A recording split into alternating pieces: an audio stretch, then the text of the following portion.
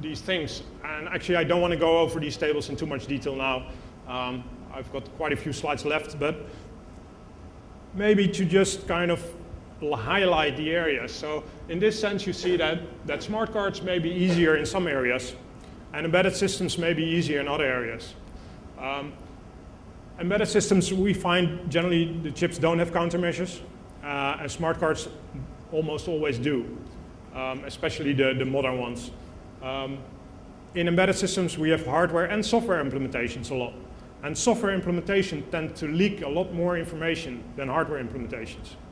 So in some areas, embedded systems are easier or better protected, and in other cases, a smart card. And it's kind of not a really a clear situation which is easier or more difficult. If you look at the acquisition side, actually the easier device, of course, is a smart card because it's well defined. It has a very well defined area. However, one area where an embedded system may be more flexible is where you can gain control over the device. So you can imagine that a lot of chips have these internal secure hardware storage, a key, and even the software cannot get to the key. So people say, well, we don't need to take so much care of that software. So gaining access to the software on the device is actually not the most difficult part of the attack.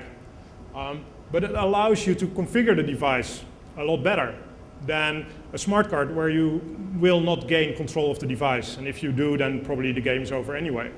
So when you actually gain control, then you can start tuning your device. You can optimize your device for the side channel attack. And then the picture again becomes more mingled, because then I can have a trigger very close to my crypto operation. I can link the data very well to the crypto operation. I can turn off clocks or tune the power very well to make it less noisy. So I can make a better platform. And because it's very fast, so the clocks are generally much faster, I can actually do my acquisition faster. So to give an idea of smart cards, so we do acquisition on smart cards, you do a few hundred thousands a day, maybe 500,000. But for fast chips, like a few hundred megahertz chips with a hardware crypto engine, we can do millions a day, like easily 3 to 5 million a day. So that improves your statistical attack significantly and reduces your attack time. So again, the picture is very mixed. It's not easy to say which is worse, and especially not which type of processor, because I now focus more on the complex ones, but you of course also have the microcontrollers. Okay, so this was kind of an overview of what do you need to do to do a side channel attack, and what if you try to do it on an embedded system, kind of from a theoretical point of view. Now I want to show you more the practical side of this.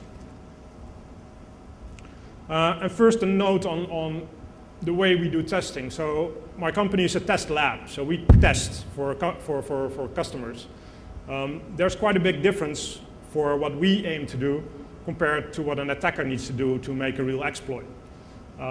They need to start from a pure black box point of view, where we have the ability to optimize our attack. And that's what we do. We don't have to break into the device and get the software running. We get an open device and we try to only attack the crypto engine, for instance. So we can optimize our environment to try and calculate the cost or the effort an attacker needs to go through to break a device, or even if it can be done or not. So that's also where we look for in the aspects that we discuss on doing this testing. First of all, and actually these were also a little bit already presented in the prerequisites, we need to kind of set up the controlling of the crypto, we need to link the data, the acquisition speed and efficiency, they're all the aspects that we need to take into account just as we start.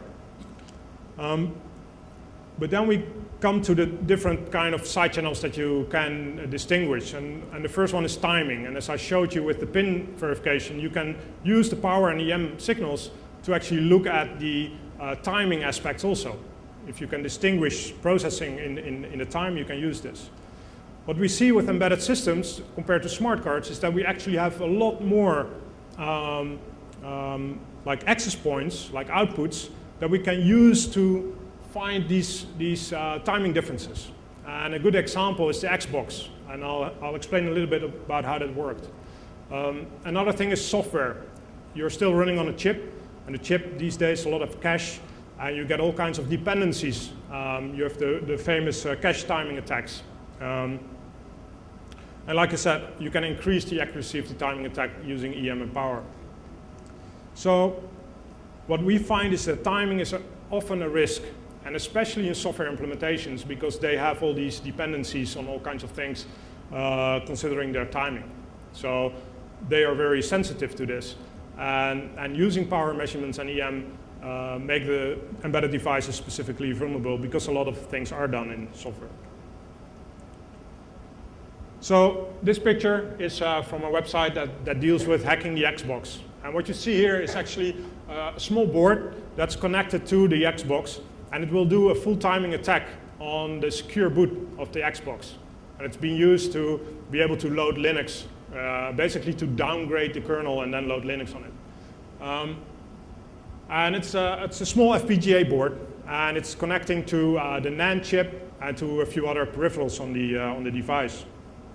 And the way the attack works is that there's an HMAC, so it's hashing a secret key and the software, and comparing this to a stored value. And the comparison is timing sensitive. So how do you kind of try this attack then? Is you need to start the boot and then time how long it takes to know where the comparison fails. And so you have to imagine this is quite a slow process, and it's only 1 or 2 instructions difference.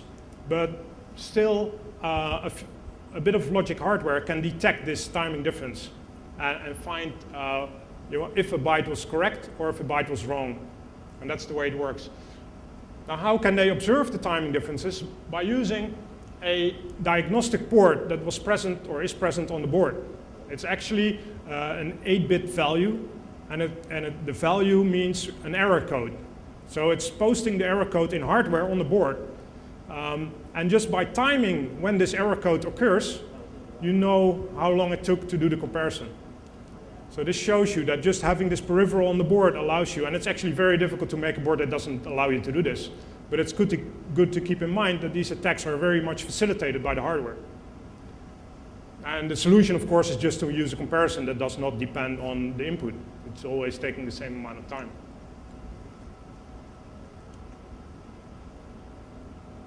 Okay, power analysis. So how do we do power analysis? Like the smart card has this simple interface, but this is a picture of internals of a BlackBerry. And well, you maybe can see it barely, but if you start to look for traces that may be power traces on this, you actually don't even see traces, because all the traces are done in the inner layers of the board. Now, this is not very representative. This is actually quite well done. But there are a lot of boards that have a lot of chips that are very close to each other.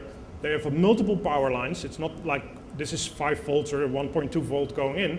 No, it's 1.2 volt going to 6 balls on the BGA. And they have like 15 balls doing the ground plane. So getting access to that power line is actually not so easy anymore.